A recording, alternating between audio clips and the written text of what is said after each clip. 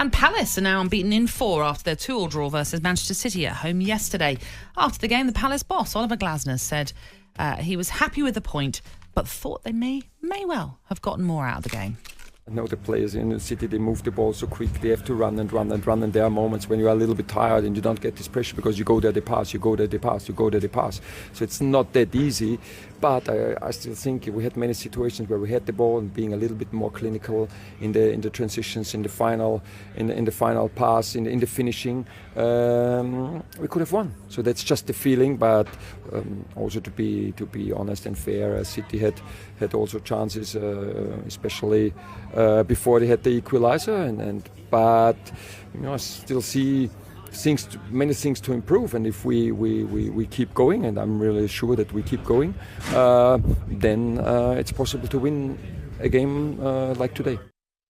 Yeah, so 2-2 draw. It turned out to be Cass in the end. As we mentioned, unbeaten in 4 now for Crystal Palace, who move up to 16th in the table. They're 4 points clear of the bottom 3 as a result. Obviously, a lot of the chat will be about Manchester City and this continuous sort of drop in expectation, in performances, in results as well, because it's just 1 win in 9 for them. But how big a result is that for Crystal Palace? Yeah, and obviously did see the game live, but watched the highlights, and Palace have, got City at a good time. And I thought it was interesting that Eze and Sawyer were played sort of behind Matata, which is, quite a difficult handful because both of them can drive forward from midfield. And they've looked, I know they conceded a couple, but City cause you problems. Once De Bruyne's back in the team, things open up for Man City. You saw Haaland have a chance before he scored, and then he gets the goal he does. Yeah, it's a big point for them because this was always a tough game, even though City are nowhere near what we've witnessed in previous seasons from Manchester City. They're just not the same team. There's too many problems, and when you see the goals they conceded, obviously there's been a big decision on the goalkeeper as well.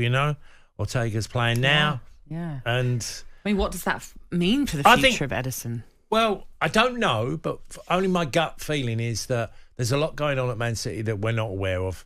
I'm not convinced that this is all a happy camp, and listen to the manager say, really proud of getting a point at Palace, and I'm not buying into it. I'm sorry, I just can't, because there's things that are quite obvious that are wrong. I think Kyle Walker's form is alarming, how much of a dip-off he's had this season. Yeah, I mean, you could obviously suggest he was involved in both goals, one of which was playing Daniel Muniz onside for that really early goal. Yard deep in from someone who's so experienced as well. Yeah, and then Lacroix getting the better of him when it came to that cross from that Will Hughes corner.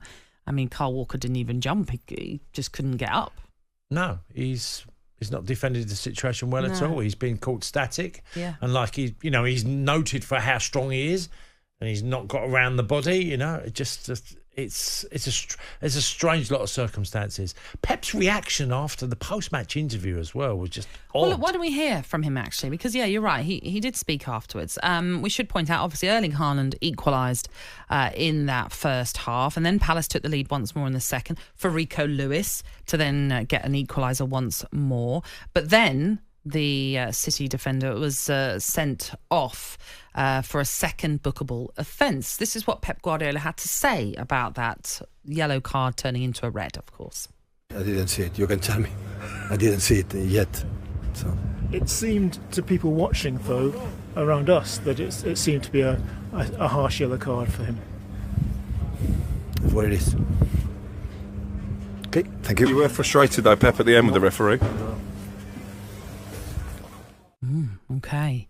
Yeah, some of his interviews, especially as form has not been on their side, have been a little spiky, which you might understand, of course, when things are not going to plan. First of all, he obviously doesn't think that should have been a second yellow for Rico Lewis. What do you think? No. I'm sorry. I mean, I love the era I played in, but the modern era would drive me crazy. Okay. Because it's just so simple to get. It's so easy, should I say, to get sent off. It's an interesting one, isn't it? Because now the problem you had was Rico Lewis in that game yesterday was booked first of all for dissent, so it didn't help matters that he'd was already in the book, and he'd been booked in the 70th minute. 14 minutes later, he goes in to challenge Trevor Chalobah. It looks, and I think from the referee's angle, Rob Jones, it looks like a bit of a lunge, which why I think he's gone to take out his card and then give him that red as well. When you look back on it and you see, as we have been lucky to see, the replays, it does actually look more like Chalobah catches Lewis than Lewis catching Chalobah. Yeah. And so you can maybe see why Pep is annoyed, but VAR can't intervene. No.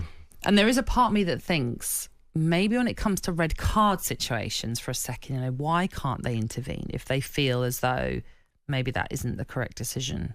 I just think cards are given so easily. It doesn't take a lot. You can clip someone. You're talking about a game that's being played. All the players now are really good athletes. Yeah, we all know they can get around the pitch really quickly. So a split-second decision can cost you dearly. Now, there are blatant stuff that goes on. And I get all that with yellow cards. And I get it with abuse. If you say too much to the referee, I get it. But sometimes when players are just clipping or catching someone and it's bordering on accidental, that's a second booking and you're off. I just don't. I don't know how many cards I would have got. I mean, and I weren't a player that, a midfielder that won challenges. I wasn't that type of player or a defender. I was an attackant. I got 9 red cards in my career. I'm thinking I probably have 30 in the modern game. Oh, Cass, you'd be in the stands a heck of a lot. Well, and I wasn't an aggressive centre forward. Of course, I led the line, and but I just think some of the players I think who I played with. I was at Millwall yesterday with Terry Erlock. He'd have been out nearly half the season, every season. Yeah, well, he wouldn't have a career because no one would want to take him on. No, you wouldn't. You don't even want to buy a player that can win the ball. Yeah. Like hard time. I'd go Roy Keane. Roy Keane done them sort of challenges a lot, and he'd be applauded by the fans, and rightly so, because he'd make last-ditch challenges. Yeah, so Pep not happy, and one of his reactions that he gave was a really odd one when he just kept going, well, it's Rico Lewis. It's Rico Lewis. And the reporter was obviously bemused as to his response. What that meant? Yeah, what do you mean, basically? Well, it's Rico Lewis. So I'm not quite sure what he was alluding to there. It was a bit of an odd one. But what we should say about Crystal Palace very quickly, they are, as I say, unbeaten in 4, albeit 3 of them are draws, but that's still positive results. They're picking up form at the right time where others seem to be stuttering now in this relegation race or relegation picture. And actually, we mentioned it yesterday. If you look at some of their results, they have had some decent results against top-end opposition, drawing with Chelsea, drawing with Manchester United, beating Spurs. Now this draw with City. Of course, they lost to Liverpool, but that was only a narrow 1-0 loss. I guess the issue is they've got to turn those results or repeat those results against teams that are around them. Yeah. To really pull themselves clear. I mean, if you look at where Palace are, so we have Monday night. If Wolves go and get a result at West Ham, then they're only a point away.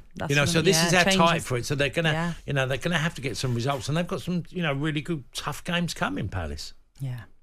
2-2 draw then. That's how it finished at the City Ground, at Selhurst Park, with Palace in 16th now and Manchester City 4th on 27 points. Was that 8 off Liverpool? On AM, on DAB, via the talkSPORT app and on your smart speaker. talkSPORT.